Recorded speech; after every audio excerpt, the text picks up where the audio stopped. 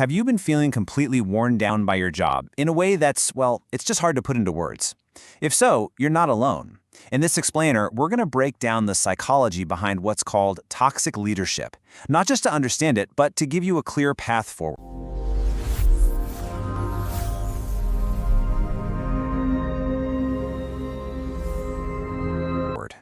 If you're nodding your head to that question, please know that your feelings are 100% valid. What you're going through is real, it's exhausting, and you are in the right place to start making sense of it all. No, you are not imagining this. So first, let's get one thing straight. There's a huge difference between a bad boss and a truly toxic leader. You know, a bad boss, they might just be unskilled or make honest mistakes. But a toxic leader, that's different. The harm they cause is often intentional. It's a destructive pattern, usually driven by their own ego, and it absolutely poisons the entire work environment. And if this is what you're dealing with, I want you to see this number. You are so far from alone. Get this, some studies show that up to 56% of employees have worked under a toxic leader. This isn't some rare, unusual thing. It's a huge problem. But here's something that might surprise you. It's almost never just about one bad apple. For that kind of toxicity to really grow and fester, it needs a certain kind of environment. It needs a whole system that allows it to happen. In fact, psychologists have a model for this. They call it the toxic triangle. It was developed by a few researchers, Padilla, Hogan, and Kaiser. And it shows that you need three things to come together: the destructive leader, what they call susceptible followers, and the right kind of environment. It's a system. So let's break that down real quick. First, you've got the leader, who is often very charismatic, by the way, but they use that charm for their own power. Then you have the followers. They tend to fall into two camps: conformers, who just go along with it out of fear, and colluders, who are ambitious and hope to get something out of it. And all of this happens in an environment that's chaotic, unstable, and has no real checks and balances. Okay, so what does that leader actually look like? What are the personality patterns we see over and over again? Well, psychologists have a name for this too. It's called the Dark Triad.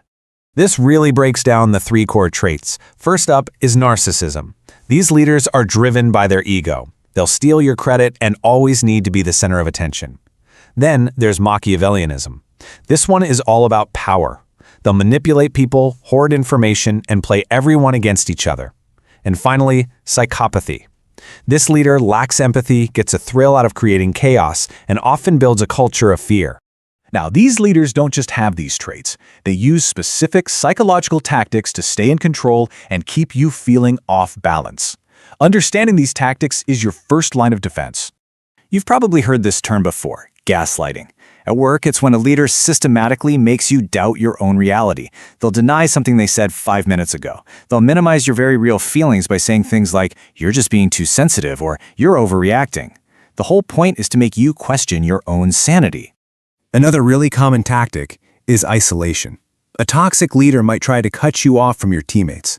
Maybe they'll hint that other people on the team have a problem with you. This makes you feel totally alone and dependent on them for everything. It stops you from talking to others and realizing, wait a minute, it's not just me. And then there's this incredibly frustrating one: moving the goalposts. You work so hard to hit a target, and the very second you do, poof, the target changes. The rules are always shifting. It's designed to make sure you can never feel successful, so you're always stuck in this state of anxiety, just trying to keep up. Okay, we have to talk about the very real toll this takes on your health. This isn't just about feeling sad at work. Being exposed to this kind of stress day in and day out causes serious harm, both physically and psychologically. Here's the most important thing to understand. Your body doesn't know the difference between a real physical threat, like an animal chasing you, and a psychological threat, like your boss. The stress response is exactly the same. Your heart pounds, your muscles get tight, and your system is flooded with stress hormones. You're basically living in a constant state of fight or flight. So if you've been experiencing that brain fog, where you can't focus or remember things, please listen to this. That is not a personal weakness. It is a physiological injury. All that chronic stress, all that cortisol in your system can actually shrink the part of your brain that handles memory, the hippocampus.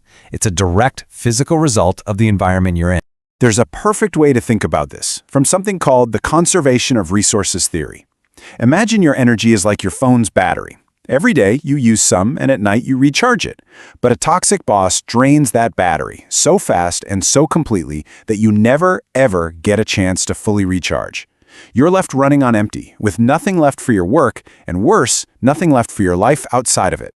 Okay, so we've looked at the problem, we've looked at the real harm it causes. Now, let's shift gears. Let's move from just understanding to taking action. What can you actually do to protect yourself and start to recover? Here is a simple 3-step survival plan.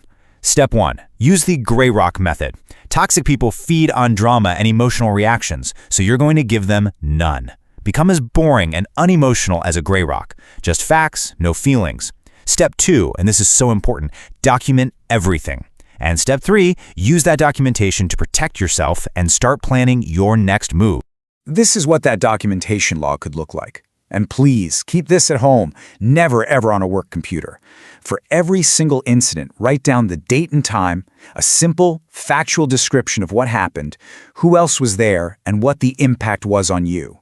This isn't just about your memory, it's your evidence. It helps you see the pattern and push back against the gaslighting. And as you're documenting, keep an eye out for a specific pattern called quiet firing.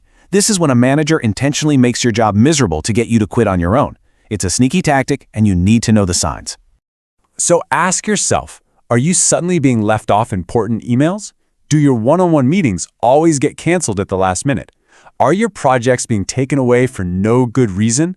Are you getting zero feedback, not even bad feedback? Are you being left out of team lunches or events? These aren't accidents. They are often part of a deliberate strategy to push you out. So let's just say it one more time as clearly as possible. This is not a personality clash. This isn't just workplace drama. As all the science shows, toxic leadership is a pattern of behavior that causes real, measurable harm to your health, your career, and your well-being. And remember, getting out and recovering is a journey. It's not going to happen overnight, but the most important step, it's the one you just took. Just seeking to understand what's really happening. That knowledge is where you start to take your power back.